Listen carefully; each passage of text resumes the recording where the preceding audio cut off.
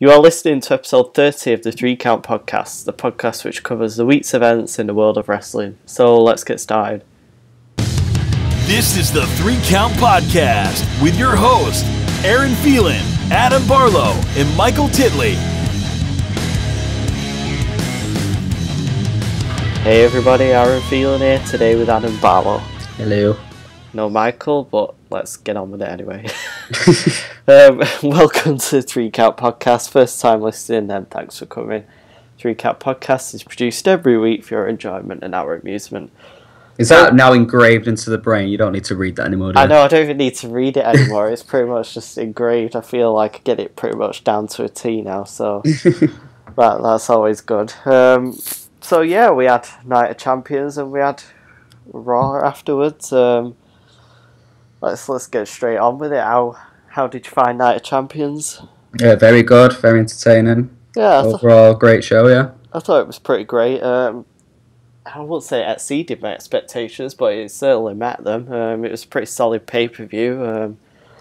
I kind of say there was some matches that wasn't too great, but overall it was a very good pay-per-view, like we said.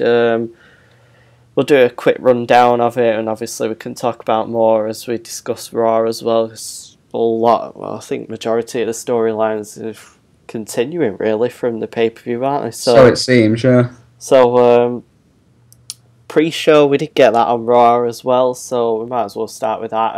I actually did not watch it.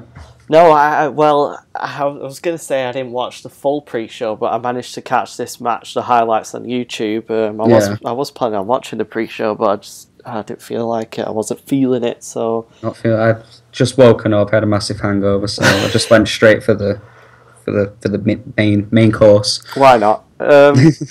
So yeah, it was a pretty decent match. It was pretty standard stuff, really. Obviously, we did get to see it again on Raw, and it wasn't really too much different from the pay-per-view match, really. Of course, Stardust and Ascension got the win on the pay-per-view, and then on Raw, Luke Draggers and Neville got the win. So yeah, what did you think of the Raw match? Yeah, I enjoyed it. That was what started us off on it as well. Yeah, it was. It kicked us off with Raw. Good way to kick us off. Yeah, everyone had a moment, and Sin Cara definitely had a moment. Yeah, bloody hell. I think that mask is cursed. It's like even under a different person playing it, it's odd how they can botch so much. But the crowd, I'm surprised the crowd didn't shit on it like they usually would. The crowd was kind of dead on night, though, in my opinion, for Raw. I don't know, is it Lafayette? Was that where it was? Laredo, that's it. I think they're usually kind of like that. They're a bit of a more subdued crowd. So yeah, the only thing they kind of popped for all night was Cena, really. That tells you a lot about the crowd. But it was a decent match. On both the pay-per-view and Raw. There's not much more to say about it, really. They both got a win. It's probably going to continue this feud, which, I'm all for. I don't know about you, but... Yeah, it's certainly not the worst feud I've seen. It gives them all something to do, I suppose. I suppose you could question if Neville really needs this feud, because obviously he's been I'm ready for Neville to move up to bigger things, to be completely honest, but, what's a few more Neville going to do? Fit in, really, at the minute with things? It's an interesting one, really. Mid-card title. Which one? Well, I'll say which one, but really I'm the down US for a feud. Title isn't really I'm down for either a feud between either Cena or Owens. Yeah, Owens would make more sense because it's your face, but... that would be an excellent feud. I think them two would put... Well, we've seen them go out before, haven't we, on NXT? I think, I'd be excited for that. That'd be my personal choice, actually. Yeah, that would be really good, actually. Whether we do see that anytime soon is questionable, but I think it would be great if they did go down that route, possibly after Hell in a Cell. But yeah, let's go on to speaking about Kevin Owens and Intercontinental title. We'll go on to their match at the pay-per-view. A pretty solid match from these two, really, as well. I know we were saying last week, was it, about it was going to be interesting to see how these two work with each other. Seeing as we said in terms of charisma and things, Owens is kind of leaps and bounds ahead of Ryback. But I think these two work pretty well, to be honest. Yeah, definitely. Very enjoyable. The way it ended was it kept Ryback looking strong, and Owens looking like the heel that he is. It's nice to see a heel actually win in a heelish fashion as well. Yeah. We don't get that too much nowadays. The classic heel victory. Do you think it's a problem when Owens completely dominates against the baby faces? Do I think it's like the way? Do you think it? Yeah. Do you think it's like problematic? Like it's going away from your traditional heel tactics, like. It's questionable. I don't think so, really. Seems his gimmick's kind of this prize fighter, and I don't know. I think it kind of works for him to be quite dominant in the same way that Lesnar kind of is. Obviously, he's not on the same level in terms of dominance, but I think it works, especially kind of with a guy like Ryback. I think it plays off pretty well to have Owens dominating as well.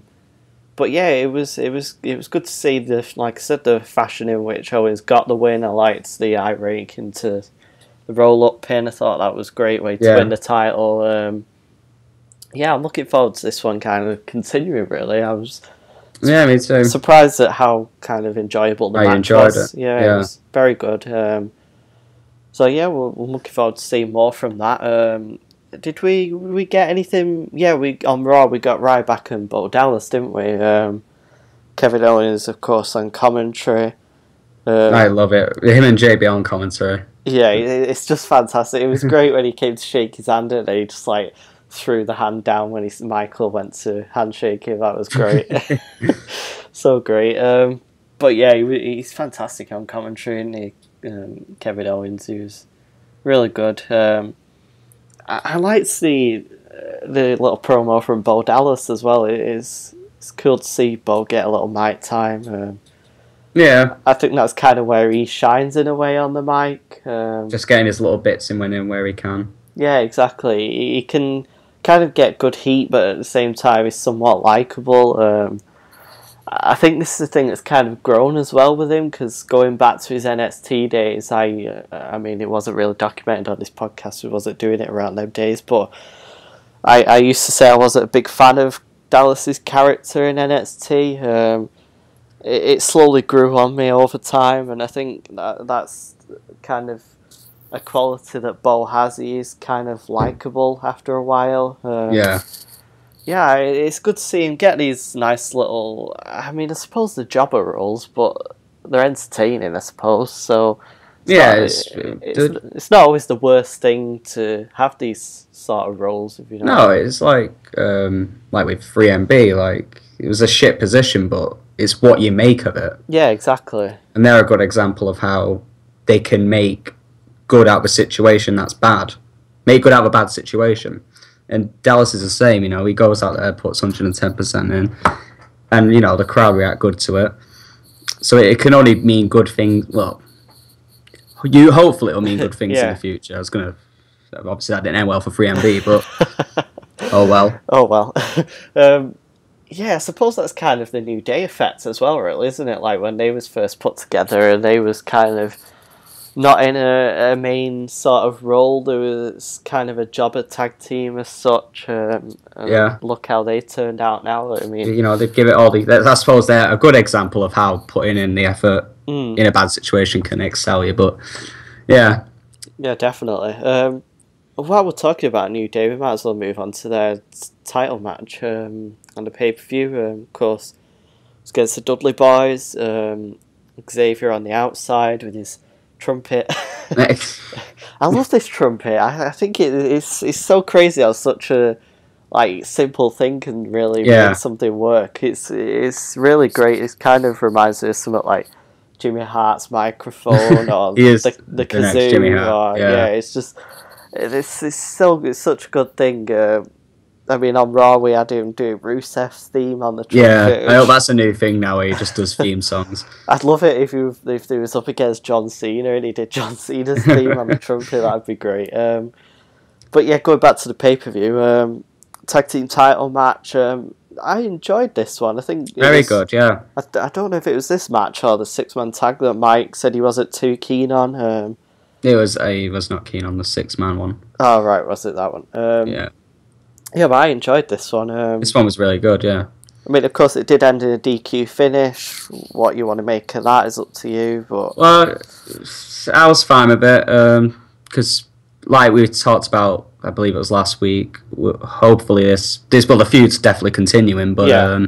The rematch is confirmed 3rd of October. Oh, MSG. Yeah, it did, didn't it? Yeah. They confirmed that on Raw.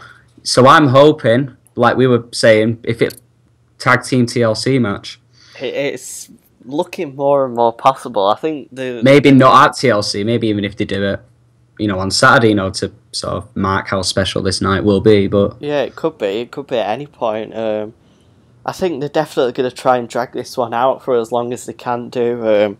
When it comes to WWE, of course, they find a way to drag the feud out for a long time. Do. But I don't think it's a feud that can get stale, in all honesty. There's so much you can do with it. Definitely. Obviously, the fact that both teams are really entertaining to watch as well. Yeah, definitely. So yeah, the DQ finish was kind of okay, in my opinion. I don't have too many issues. DQ finishes are alright when they're executed and followed up well. Yeah, exactly. You know that they've got a plan with this one. Yeah. Obviously, that's shown with Raw as well, but like we say, you know that they're not just doing it for the sake of having a DQ finish. They know where they're going with it. The fans are okay with it, so I was going to say it works. There's no issue with it, really. So yeah, apart from the finish, it was a good match. Of course, we got them retaining by DQ, New Day, and then we got the table spot after the match. Though the New Day betraying the Save the Tables movement. Don't know what that's all about. Getting the table out, looking to put the Dudleys through it. Of course, that backfired. Xavier got a chunk up his, as we found out the next day, up his backside. That was great. It was a pretty big piece of table. It was. Can't be denied. Yeah, it must have been sore that. Great sell as well from Xavier, doing kind of a nod to Devon, would you say, with the sort of like, how would you describe it, a fit? Yeah. So it's a great sell. Almost as good as JTG with the Cobra sell. Oh, that was the best Cobra sell ever. That was fantastic. Apparently, he got heat in the back for that. I heard that as well. That's like, they're so shit sometimes. Like, how do you not recognise that's the best sell anyone's ever done for it? But anyway, we're not here to talk about JTG. Although he has got a book out if you want to go and buy that. Oh, I might do, So, we might as well tie it in while we're with it. Just even when he's not here, Mike is still moaning. Right now. Well, go on, what's he moaning He's about? just had something spoiled. Oh, God. See, even his spirit's still here. He's had a lot spoiled, hasn't he, over... It's been a shit week for him, would you believe? He works nights and all that. Does he? I don't know. I don't listen to him, but yeah. He doesn't tell us that very often, does he? No. But anyway. What's he had spoiled? Oh, the Paige thing. I don't know what the Paige thing is, but... Oh, probably her. Her turning heel. Turn. We'll get to that. We will, yeah. We might as well carry on talking about New Day while we're at it. Seems we did briefly mention them on Raw. So we got a 6-man tag on Raw with New Day and Rusev up against Dudleys and Dolph Ziggler, or the Dream Team, as you'd like to call New Day and Rusev. Xavier on the outside was brilliant once again in this one. He's not a baby. He is not a baby. So he was fantastic on the outside as always. Of course, he had Summer out there with him. When she started pulling the trombone. Is it a trombone or a trumpet? I think it's a trumpet, isn't it? I don't know. It's one of the two anyway. Playing Rusev's theme. Nobody's playing Rusev's theme, and you just see Rusev in the background stomping away out on Ziggler. Just fantastic. It's really... It's just so strange how something can just turn out so well, and it's crazy to think the position that New Day, I know we keep saying it, but it's just so crazy to think what the New Day have become, how good they are. It's kind of to the point where I even look forward to them. Like when I tune into Raw, I'm thinking I can't wait to see what New Day do this week. Yeah. So it's just fantastic, really. So yeah, we got a pretty solid match from these 6 men. Of course, New Day and Rusev got the win. Nothing too noteworthy happened in ring-wise, but it was a very... I don't know. It was good to see Rusev pick up the win, I won't lie. Especially if they are continuing this Rusev, judging by that noise, you're not a fan. I was just going to ask, so what do you think their plan is now? Like, do you think they're going to hold out until Lana gets back? Or do you think she's coming back? I think that's the whole point of this. It seems to be that they're just trying to drag it until Lana does come back. I've actually not even been keeping up with what happened. Like, wrist injury is all I know. Like, that's pretty much... You know how it even happened? I think it was just training. She did it during training. Oh, right, okay. I don't know exactly how it happened, but that's the gist I've got. I've not really looked into it too much, to be honest. But yeah, I think the plan with this is to try and keep it going as long as possible till Lana's able to, I suppose, come back on TV, even if she's not wrestling. I think it probably would have ended this feud at Night of Champions, like we've discussed. Seemed like it, because it looked like the way to do it was to have her team with Ziggler against Rusev. Tag. Yeah, I think that's probably what would have happened, but of course we are having it dragged out. I can't say I'm too big of a fan of it now. It's been going on way too long, in my opinion. It's just not even... It's not even doing any favours for anyone, I think. For me, I just personally enjoy the whole drama, and I think Dolph's just great on the mic, there's no secret there. But Rusev as well, I think he's pretty good on the microphone as well. I think Rusev's been kind of the standout in this entire feud. I think Lana's kind of been the one that's come out on the worst end of it, obviously before she got injured. I think it completely kind of destroyed her character from going from a strong woman to... Well, kind of Dolph Ziggler's side chick or whatever. It's just, it's just, I don't know. That's my stance on it. Everyone's going to have their own take depending on what they like, I suppose. But I just didn't. I preferred Lana with Rusev. I think that works best for both of them. Maybe that does still happen, like we discussed. Maybe Lana turns at some point when she comes back, and they put Rusev back with her. Who knows? I guess we'll find out what happens if this feud does look like it's continuing. We'll see. So yeah, decent match from Raw. So let's jump back to the pay-per-view. What should we go? Should we go with Ziggler and Rusev? Seeing as that was what we was discussing. Of course. Yeah. So the main pay-per-view match. Yeah. Yeah, we'll go with that. Decent match. Solid. Yeah. Interesting finish. Who throws a shoe? Yeah, I was just gonna say the finish was. I think the replay actually showed up the ending more than when it was actually happening. Yeah, because I didn't really think about it too much. But when they showed the replay, even commentary kind of said, "Who was she throwing the shoe at?" Because it's definitely got to be the referee.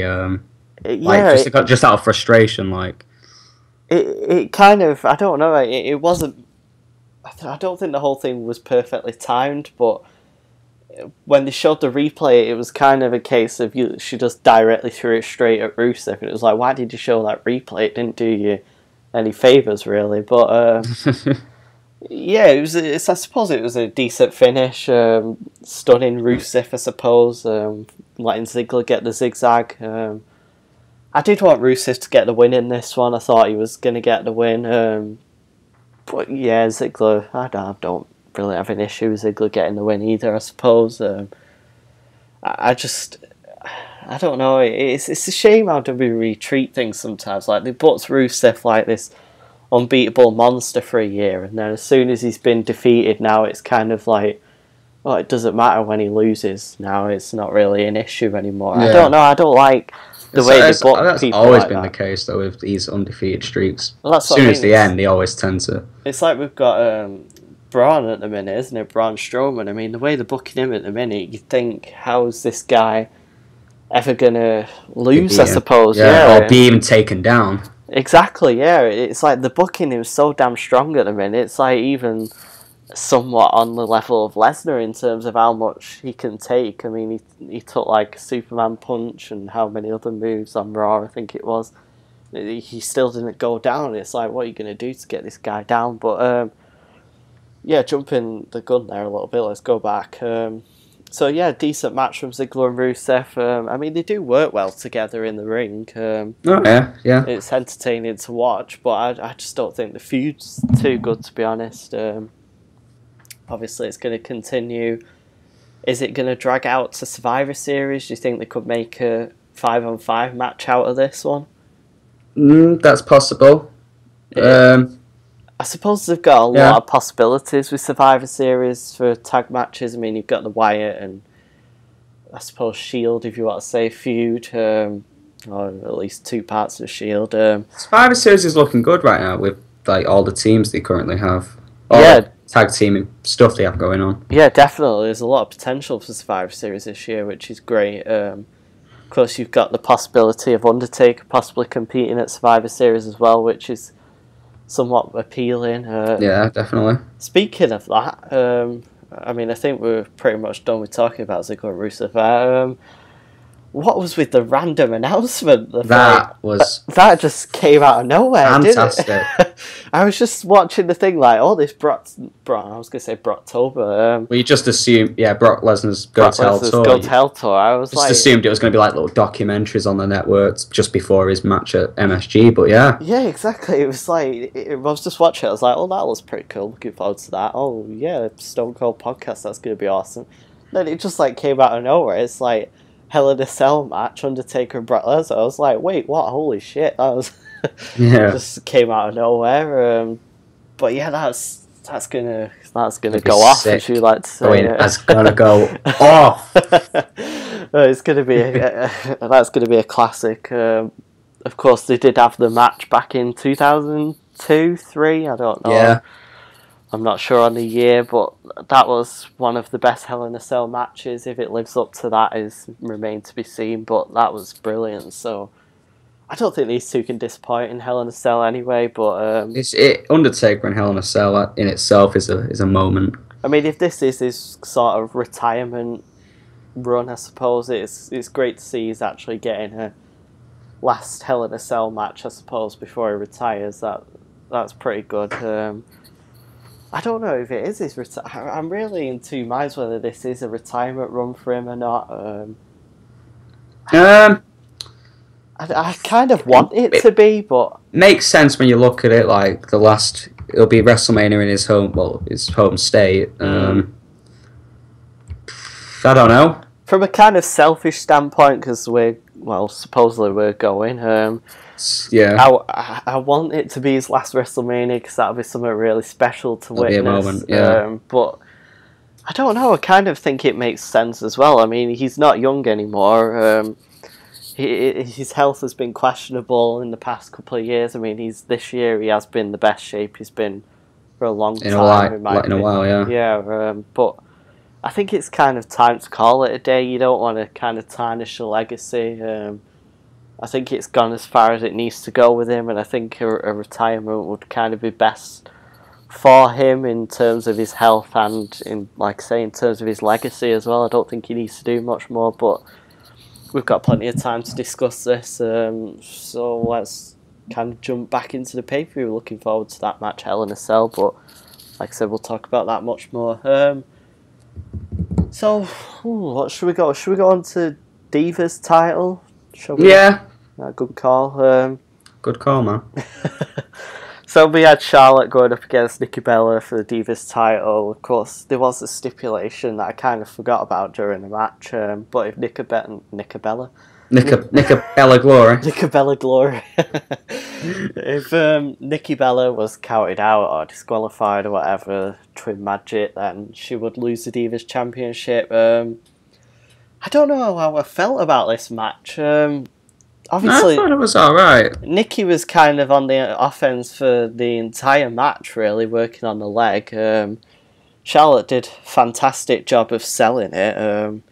I was legit like concerned at first that she'd injured because her facial like expressions was just on point when she was kind of outside the ring, and it was like, oh wait, is she actually like tweaked her knee or something here? But obviously when Nikki started working on it, it was like, oh yeah, we're Getting work, bro. Yeah, we're getting work with this one.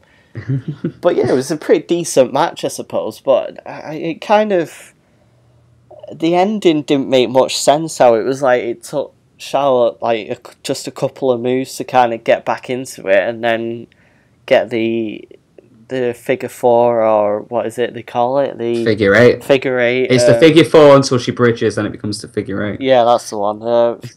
She got the figure eight locked in and tapped Nikki out, and it was, I don't know, I just wasn't too keen on it. And I think if you've been working on the leg the entire match, it shouldn't take a couple of moves and then you'd be able to easily lock in the figure eight. Lock in a move with the leg, yeah. Yeah, it just doesn't make much sense. I don't know, that was my only gripe. Yeah, no, looking at it that way, I can see where you're coming from. Yeah. Not to mention, I missed the days where people with submission finishes would actually work the body part throughout the match. Yeah. Leading up to the finish. Yeah, we kind of had the opposite here, didn't we? Yeah, the last person I can remember who did that effectively was Del Rio with his cross arm breaker. Yeah, he used to be very good at working. He had some pretty brutal moves towards the arm. Yeah, no, it's a good point now that you say that. Yeah, it was just questionable, really. But of course, Charlotte got the win. Whether that was the right thing or not is, well, it's up to you to decide, really. I don't know. Is she ready to win the title? Was she ready, I should say, to win the title? Do you think? I don't know, because I've never. You know what I'm like when it comes to this. Is someone ready argument, like. Yeah. I don't know. It's to me, it's all just about how they're booked from the point of winning, well, leading up to winning it, and after it, it's just all about booking, really. I feel the payoff would have worked better if it was built up for longer. I mean, the whole Charlotte and Nikki feud kind of was only 3 weeks in the making as such, and before that it was kind of the whole team thing. But I don't know. I think. Because the way they was kind of going for it, I felt, was they was trying to recreate the sort of Bayley feel with winning the NXT Divas Women's Championship. They was kind of treating it like a really special moment, and I think it didn't come across as well as it would have done if, say, you'd been building that up for a few months. Yeah. Like they did with Bayley. Obviously, with Bayley, you had a true underdog that was working for months and months, kept losing or just missing out and getting injured and all that. Yeah, exactly. But I don't think it worked as well with Charlotte. I mean, don't get me wrong. I was glad to see a win, but yeah. But my only hope from here is the best way to look at it is hopefully now the title gets defended more often. Yeah, let's with good quality matches. That's what we've been lacking throughout Nikki's reign, really. Definitely. Hopefully that does happen much more frequently and we get quality matches. Obviously, we had this carryover onto Raw. We had... Did we have the... Was the match with Charlotte and Brie after... Yeah, it was after segment, yeah.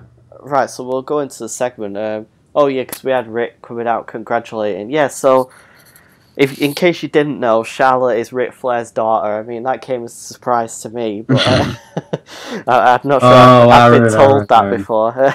Oh dear. No, but as Mike likes to always say, I know he'd be saying it if he was on this podcast tonight. But yeah, it's rammed down your throat a hell of a lot, and then of course they did the segment on Raw where Rick was so proud of his daughter and everything. Don't get me wrong, it felt a really special moment. No, I thought it was cute. Yeah, it was great, but I just feel it's a bit unnecessary, but whatever.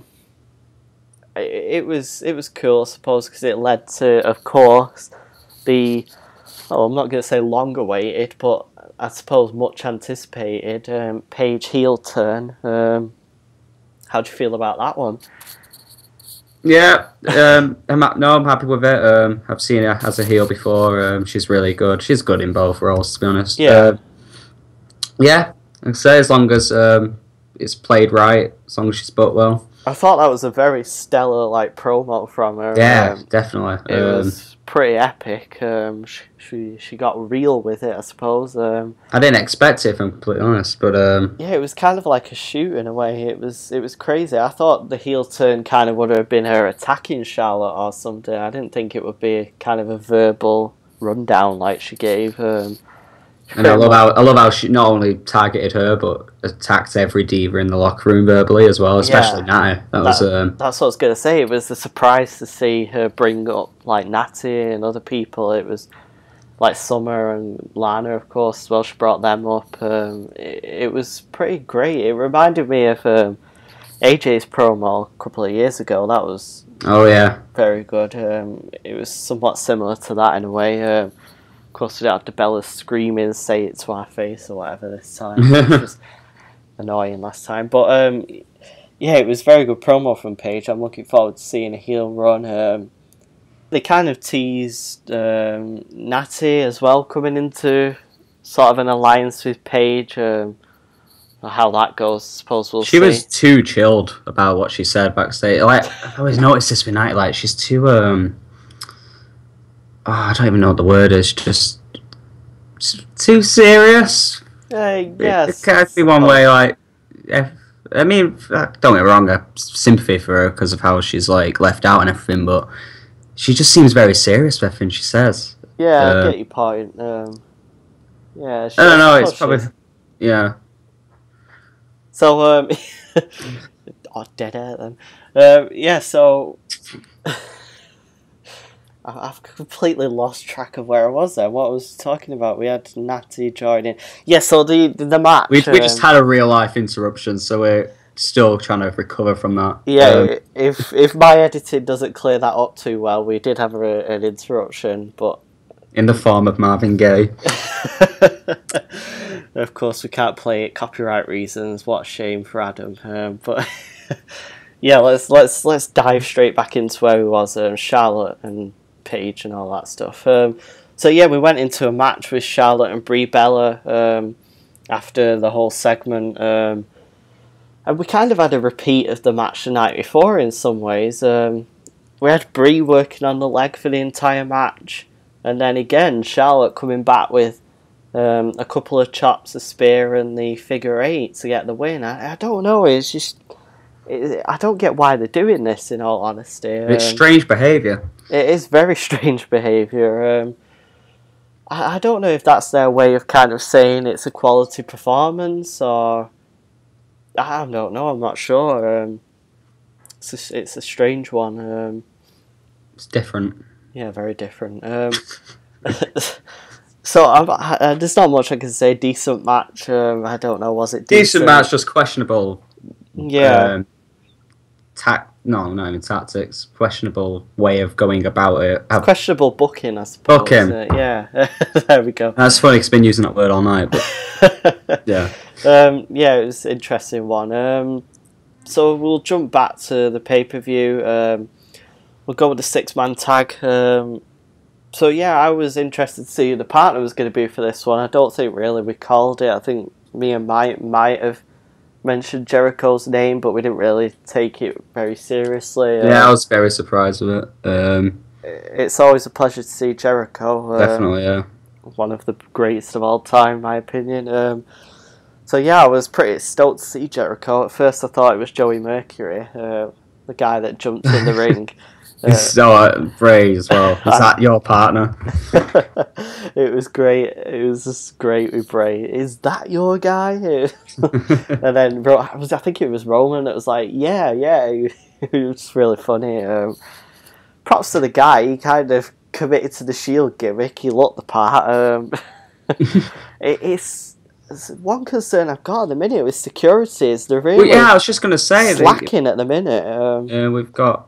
We had the Reigns incident with throwing the money in the bank in the ring and hitting him. I suppose stuff like that can't be helped too much. I mean, if it's someone's going to throw something, but it's more like Dean nearly getting stabbed. Yeah, I was just going to say we had the Dean incident. Whether that guy did actually have a knife or not, I'm not sure. I don't think it ever get confirmed or not. I don't know.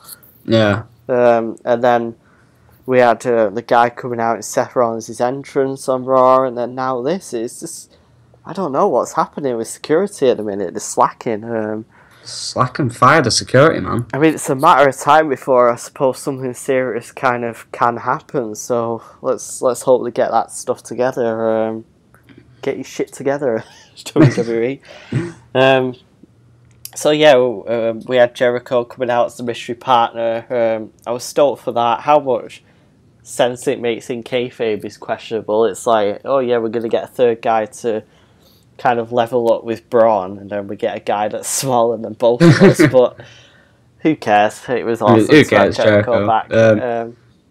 Yeah, I love how the crowd chants "You still got it," and you didn't hear him properly say it this time. So it's not the first time he's done it, but you could see him sort of turn around and shout something to someone. Yeah, he said like never lost it or something. Yeah, I imagine. So he's right. He's right, and he says it himself on his podcast a lot. Like it's like he's never left. Yeah, definitely. Like, keeps himself in shape. Believe it or not, DDP yoga is the reason for that. Is it really? But he doesn't like to reveal his secret much. But yeah, that is it. DDP yoga seems to work wonders for everyone. It's like it does, doesn't it? But considering starting it myself. But no, Jericho was amazing in the ring still. I mean, he's not that old, I don't think, is he? What is he, 40s, early 40s? I think so, yeah. I mean, he's great. I mean, obviously he's not in his prime, but he's not far off it, to be honest. He still performs great. It was a pretty good match. Like we said earlier, Mike wasn't digging it. Not too sure why. Yeah, I thought it was a pretty solid match. I thought it was one of the better matches, to be honest. I'm intrigued on what his problem was with that. Shame he's not here to ask. I know. I wouldn't really see what the issue could be with it, to be honest. I mean, obviously it wasn't excellent, but it was pretty solid match. It was enjoyable, in my opinion. What do we think of the ending? The not false tag, the miscommunication, should we say? I liked it, but I don't know where they're going with it. If they got plans to carry on with it. I don't know. Is Jericho even back full time? Well, that's what I mean. Jericho wasn't on Raw, so it doesn't seem like they're continuing with it. But I don't know. It was kind of like a little mini heel turn as such from Jericho, wasn't it? Yeah. Maybe they've got a plan down the line for him to feud with Reigns or Ambrose. Was it Ambrose he barged into after the match? No, it was Reigns. Was it Reigns? I thought it was Ambrose. Ambrose. He was setting up for the spear and then...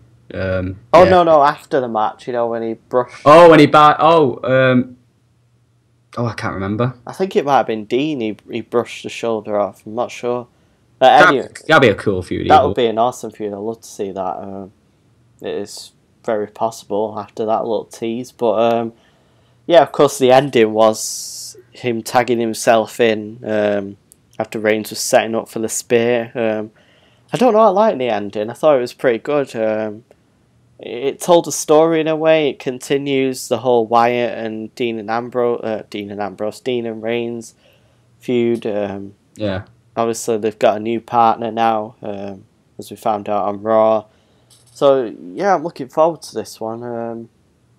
I thought it was a decent match from them. I'd love to see, like I said, Jericho some point down the line have a feud with either Ambrose or Reigns. I'm not really minded too much. I prefer, personally, Ambrose. I think that would be a great feud. But yeah, we'll see where that one goes. On Raw, we did get... what did we get? We got the opening segment. It was a fight. It was a fight. Yeah, it was a good way to open Raw. Me and Mike always kind of like to take the piss on here and say opening with another Authority 20-minute promo. It was nice to have something different than that. Kind of got straight into kind of a main event feud as such. A lot of action to kind of hype the beginning of the show, kick it off with a bang. Of course, we got Orton returning after a couple of weeks' absence. It's an interesting one why he wasn't the partner for the pay-per-view, yet they've decided to do it afterwards. A bit too obvious. Do you think that was intentional? Or, I mean, I think he's just been off on a general holiday, hasn't he? I don't think he was off for filming or anything, was he? I hope not, because that'll be a very bad film for 3 weeks. Yeah, definitely. Yeah, it's an interesting one what they do with this. I don't know how I feel about Orton on the team. Is he there to get the pin like Jericho, or do you think he could be an equaling factor for the team? I'd hope so. I mean, it is Orton, but at the same time, it could be that. It seems like Orton is kind of falling into a Jericho role. I think it was me and Mike that discussed this. He's kind of taking a back seat, in my opinion. I think he's in a pretty good position at the minute where he's kind of being used as an enhancement talent for the younger guys, and I think that's a good role to be in. Jericho does that great. I think Orton's starting to slip into that, so maybe he is there to kind of take a pin and somebody else comes in with this feud, or I don't know. We'll see where this one goes, but it's going to be interesting to see what Orton does in this feud. I'm enjoying it. It'd be good to see the Wyatts get Eric Rowan back as well. I think a large stable for the Wyatts would be pretty great. Don't know how you'd feel about that. Yeah, definitely. As long as it shows more backstage clips as well, just of how these mysterious swamp dwellers live. And I really want to make a film about the Wyatts. Yeah, that would be... Some, wrong turn spin-off or something. That'd be really cool. That would be an awesome watch. Speaking of Wyatt's backstage, we got the kind of little awesome couple of lines from Braun Strowman where he said, I caught a snake once, I drank its blood. Yeah. It's in a better place now. It was somewhat cheesy, but also really well delivered by him. Is that his real voice, or is it sort of like... I don't know, but it's really... edit. Either way, yeah. He's got a look of a tang. He's got an awesome voice, but then his face is somewhat of a baby face. I don't know. His face doesn't really match, in my opinion, the whole thing, especially if he wouldn't have the beard. I don't think it would work, but of course he wouldn't be in the Wyatt, so he didn't have a beard. Oh, it's all about the beards. All them Wyatt boys. All about the beards and how you grow them. So, yeah, we'll leave that one there. It's going to be interesting to see what Orton brings to this feud. I'm looking forward to it, really am. Yeah, definitely. I don't know, to take us into the WWE title picture, we might go with Raw. Let's go with Raw, actually. Some of the other matches we've missed out. We got Sheamus and Mark Henry, one-on-one. Thought it was a bit naff, to be honest. I don't know. Nothing really much happened. No, throwaway, but it keeps Sheamus looking... Yeah, it was, like you say, a bit of a throwaway match. It was kind of Henry doing a couple of body slams, a couple of clotheslines, Sheamus getting a dodgy bro kick in, and then hitting a second one, which hit much better. You know, I've speaking of the dodgy bro kick, though, I have noticed recently when people have been missing moves, the commentators have been doing a pretty good job of pointing out, oh, we didn't get the full force of that one. Especially with Cena Stunner, I hear it a lot. He didn't quite get all of that. It's at least he's not used it in the past couple of matches. I think he's learned that he can't do it too well. But like you say, the commentary have been doing a good job recently covering up a lot of the missed moves, I suppose. I was glad to see them kind of redo, I suppose, the finish as well. Yeah, and they've been doing that a lot as well. So it's I don't know if it's just down to better communication or just them just being more logical about how they go about things. Yeah, because sometimes it's kind of, if you redo the finish, it looks stupid and obvious, and then sometimes if you do the pin, you think that looks worse. But I think in this case it was handled really well. If they'd have gone for the pin, I think it'd have been a bit of a joke. I seriously expect us to believe that would keep Henry down, but I think the redo of the finish worked really well. Seeing as it was believable in the fact that Henry would take two brogues to keep him down, like commentary said. It's JBL, I believe it's JBL that said, I don't think one would have kept him down anyway. Yeah, it worked out well, so it was a good recovery from them too, actually, and that was props to them. So yeah, a little throwaway one there. Of course, we had Naomi and Natalya. Natalia's first kind of match on Raw in a long while, I think. Yeah, long time, yeah. Very long time, which is somewhat of a shame, but it's good to see she's being brought into this sort of storyline now. They're kind of teasing that Natalya may need a faction, like we said earlier. Could they be teasing Paige and Natalya, maybe Rosa Mendez. That'd be an interesting one. Yeah, Naomi gets the win with the rear view after distractions from Team Bad. I really hate that finisher.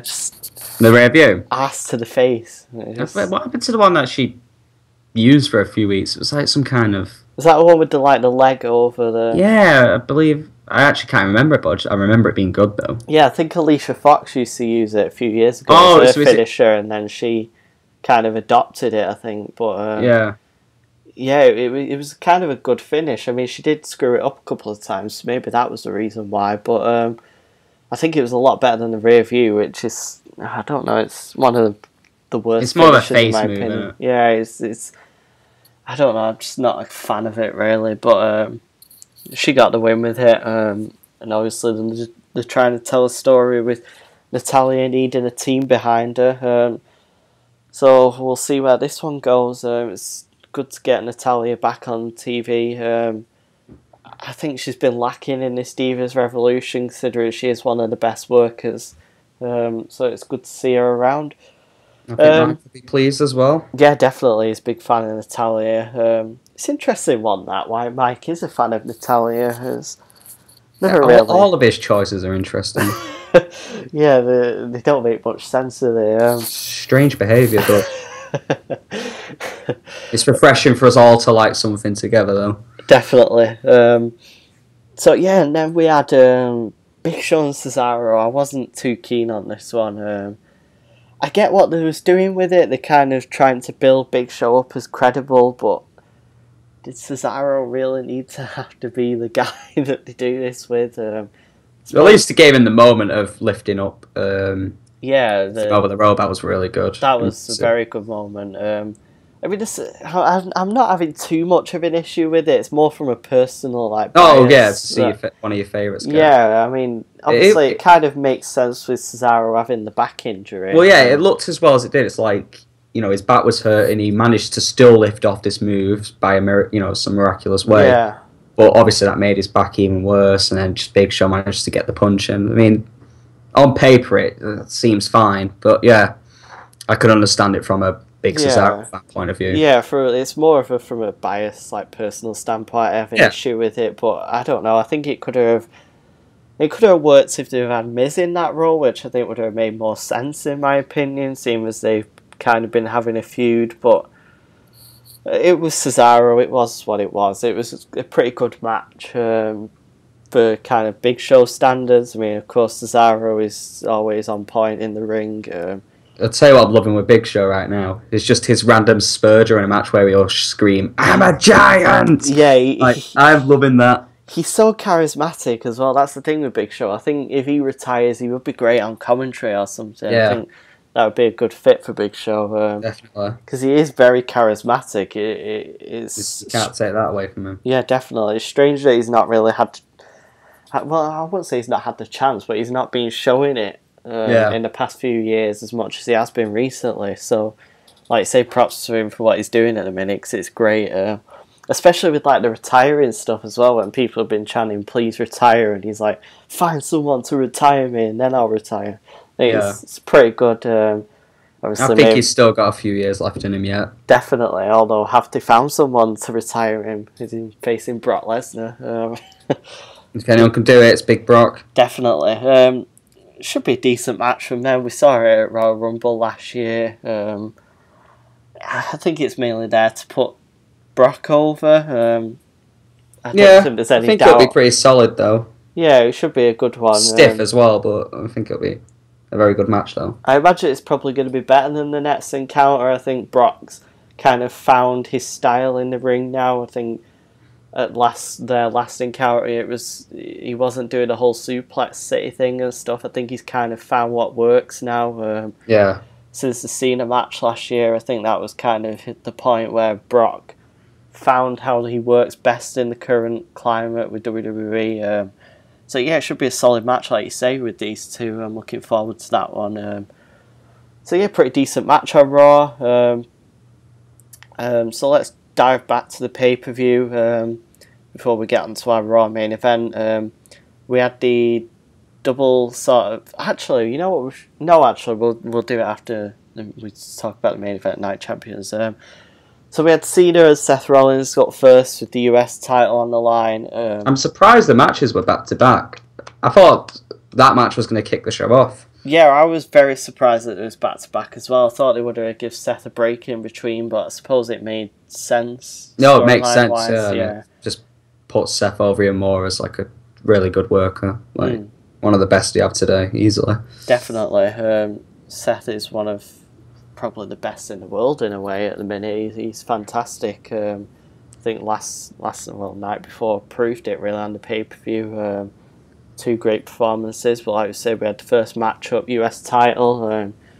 Quality match from these two. As usual. I was going to say, as per. You're going to get a great match out of these two. Cena came up on the winning end, much to Mike's delight. I didn't have too much of an issue with it. I was kind of expecting the match results to go the opposite way round. What, him keeping the US? Yeah, and then lose the WWE title. I thought that's how it was going to go, but I'm glad it didn't, though. That's what I thought as well, but I'm glad it didn't. Yeah, I am, to be honest. I think it's kind of the best situation in a way. Cena's going to probably go on to open challenges, maybe, on the next few weeks of Raw or something. He brings that back, hopefully. If it's anything like last time he was doing it, then yeah, I'm all for that. Exactly. I'm definitely for that if that's what it leads to. So yeah, it was a great match from these two. Cena gets the US title. Like we say, we've got that to hopefully look forward to, but even if he doesn't, he's a great US champion. I don't think he needs to be in the World Heavyweight Championship scene at this point in his career. I think he's much more beneficial being around like the US title and things like that. So I think that works best with Cena. Obviously from Mike's standpoint, and some Cena fans will want him getting that 16 World Heavyweight Championship reign. It's a matter of when. Not I was going to say it's more of a matter of when, but I don't think it's necessary, especially at this point in his career. But we've got the US title run to look forward to, I suppose, at the minute. So speaking of that, they had... no, actually, we'll save it. So let's go on to the second main event of the night. Seth immediately had to defend his World Heavyweight Championship after just losing the US title. Cena, of course, stopped Seth from walking out. Hit a pretty nasty-looking attitude adjustment on the outside. Onto the floor, by God. Yeah, I thought he was kind of just going to drag him back to the ring. I didn't expect that. Yeah. looked pretty nasty. I suppose it's all padded outside, so it can't have been too bad of a bump. But bump nonetheless, though. Exactly. Dangerous behaviour, man. Yeah, so we had Sting coming out for his match. Oh, excuse me. We had Sting coming out. I was really hyped for this one. I was looking forward to seeing how these two would kind of match up in the ring together. I kind of expected a lot out of them. Well, I suppose, that the expectation was met. They had I thought Sting looked dope as fuck. Yeah, Sting was great. He wasn't wrestling in a t-shirt either, so that was pretty great. I know in his TNA recent run, he was having to wear a t-shirt for the latter part of it. So obviously he's got in a lot better shape. Like you say, he looked great in the match. He's pulling out some great spots. Took a table bump. Exactly, took a table bump, and I think that's kind of where the sort of downfall for Sting happened, unfortunately. That was sort of the point where you remembered that this was a 54-year-old guy wrestling. He had nasty bruises on his back, like really vicious. You see the state of his back and arm. After the bump, it looked pretty bad. Then we got the turnbuckle powerbomb spots, and I think that was kind of the nail in the coffin as such for Sting, unfortunately. What the injury is, I'm not sure whether it was just him winded. I'm not too sure, but before this point, they had an absolutely fantastic match. definitely, I mean, lived up to expectations. Sting, of course, kind of went down like a ton of bricks, I suppose. He went to duck the clothesline from Seth. Was it? Yeah, clothesline, wasn't it? He just sort of collapsed in the ring, and that was when, I don't know about you, but I kind of started to panic a bit for Sting. I thought it was concerning. Like I said, it kind of hit me again that, oh shit, yeah, this is a 54-year-old guy wrestling, and it kind of dawned on you again that how old this guy was, and it was a bit of a concern. But the true class act he is, he took a couple of minutes rest, I suppose, and was able to get back into it and finish the match, really. I don't know whether the ending was improvised or not. It's kind of... It made me wonder. It was quite snappy. Yeah, I mean, maybe that kind of was how it was supposed to go, but they sped it up a little bit. I don't know. It just came out of nowhere. Because I thought with one roll up in the night, I didn't expect to see another. Especially for the main event. Yeah. Having said that, it keeps Sting looking strong. But I mean, obviously, it's not as strong as he would have been had he not been injured. But yeah. I'm very surprised they didn't go with the Sting win on this one. I mean, kind of when Cena won, I presumed Sting wasn't going to win. I didn't think they would take both titles off of Seth. Yeah. But yeah, I thought they would have gone with a Sting win and a cash-in from Sheamus. But of course, like you say, Seth got the win by a roll-up. And then we nearly did get a cash-in. Of course, Sheamus... I thought that was happening. I really thought that was it.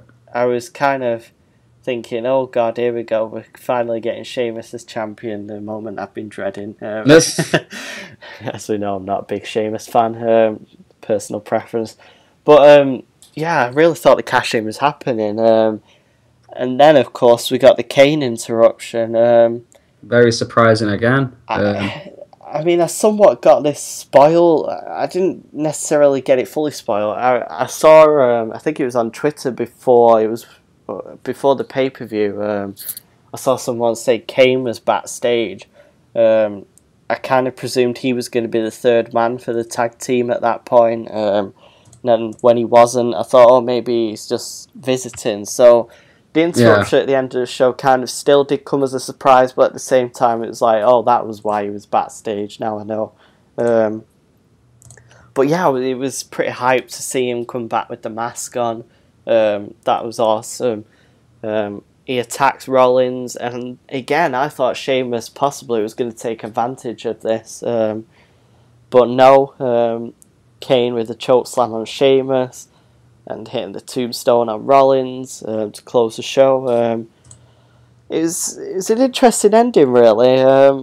It was somewhat more similar to a Raw ending with Kane, like closing it, I thought, but it wasn't really a decisive finish to a pay-per-view, but it was nonetheless very good.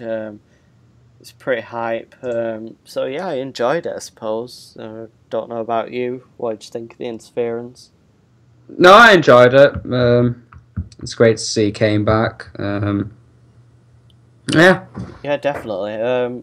So we might as well bring it up at this point. We found out on Raw at the beginning, somewhat of the show, that Kane is kind of playing a sort of Jekyll and Hyde split personality sort of role, which I am really digging. I don't know about yourself. Are you fond of the idea of Kane having a split personality? Yeah, because just based on how entertaining it was on Raw, with him just so not aware, well, obviously pretending he wasn't aware, well, whatever the situation is, whether it is all a mind game or if he genuinely is going through this did you call it schizophrenia? I said a Jekyll and Hyde splits personality. Yeah. I suppose it is schizophrenia sort of thing, isn't it? It's good in my opinion. I really like it. I think it really adds to something Kane's been missing for the past few years. I think since his Team Hell No days, he's not really been a character that I've enjoyed watching, whether it be Authority Kane or Demon Kane, but I think this is a really interesting thing to go with. It's such a simple idea. Of course, it's been done in other companies like TNA that it did with the Abyss and is it Joseph Park? I'm not sure. I think it was. They did a sort of split personality thing as well with Abyss. Yeah. It's a good thing. I really enjoy it. I think it works really well from what we saw Kane do on Raw. Like you say, whether they are actually going for that or if they're going to go for him playing mind games, I'm not sure. Personally, I prefer him to not be able to differentiate between the two, but then that would be more interesting, I think. It would be more interesting, but I don't think it necessarily makes sense why he would suddenly have that issue after all these years of being able to differentiate, but I don't know. Nonetheless, that's what I prefer, and I think it's going to turn out pretty well. Seth he's the world's greatest director of operations. He is. His mug says so. Seth is finally getting the, I suppose, mandatory Kane World Heavyweight Championship feud that everyone seems to get when they have the title. It seems to be the thing they've done the past few years, that when you're a World Heavyweight Champion, you get a feud with Kane. This one seems to be, like I said, what the most interesting one they've done if they carry on with the split personality thing. I just hope they don't give up with that too soon. So yeah, speaking of that, he made US title rematch on Raw, main event with John Cena defending against Rollins. Once again, completely solid, excellent match from these two. Right up until the ending, which I don't know about yourself, but I was kind of a bit disappointed with the ending. I didn't like the frog splash being completely non-effective with Cena not selling it and lifting straight into an AA. Especially in Texas. Yeah, especially in Texas, exactly. Especially with the night before the Eddie chants and stuff, it was a pitch-perfect splash as well, I would say, from Rollins. It looked excellent. And then, of course, Cena completely no-selling it. It was... I don't know, I just really wasn't keen on it. I mean, I'm all for, like, other people hitting other people's finishes not being as effective, but to completely no-sell it was a bit questionable, in my opinion. It was kind of a bit of a gripe I had with the main event. I thought, apart from that, it was an excellent match. It was just very questionable why they had to do that. They could have even had Rollins missing it. That would have been more logical, in my opinion, but it was what it was. Good match from them. Cena retained. Yeah. And I think Cena will probably be moving on to another feud now. I can't see Rollins sticking around with the US title. He doesn't seem too interested in the title. I think it was backstage with the Authority. He said something that was like, I don't know, I can't remember. I don't know if you picked up on it. Did you happen to pick up on that? Oh, during the first, when he first met with him. Yeah, he said something, and it was kind of like as if to say, I don't care about that title or something. So that, in my opinion, kind of suggests that he's not continuing. They've done what they needed to do. They made them the first person to hold it, so it's like... Yeah, I think it's no more needs to be done with it. Yeah, exactly. So after the match, we got Kane entering from the ring after kind of interrupting on the Titantron as Corporate Kane. We got Demon Kane coming out from under the ring, and this is kind of the point where like you said, you question what they are actually doing with it, because on the Titantron, Kane seemed to act like he was playing a mind game. I don't know if that's what they was going for or not, but that's how it came across. Or is it more of that black magic? Possibly. Red magic in his case. Red magic.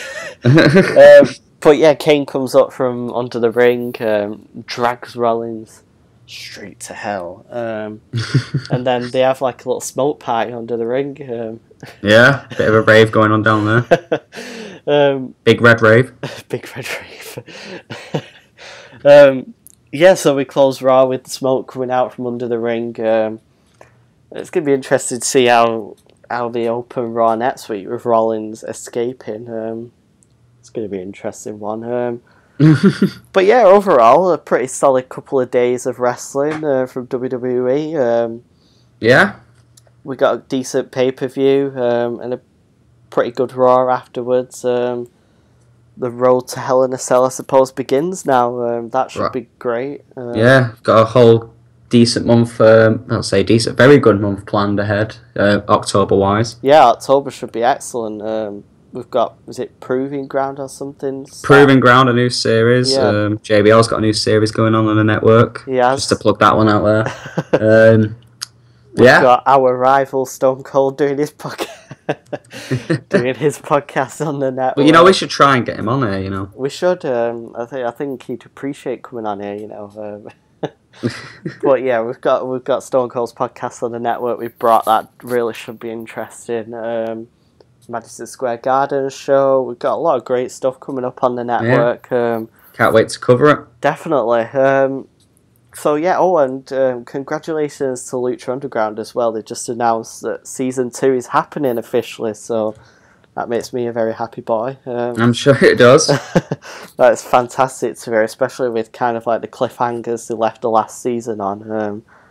It really is great. You should get into it. I might, fresh season.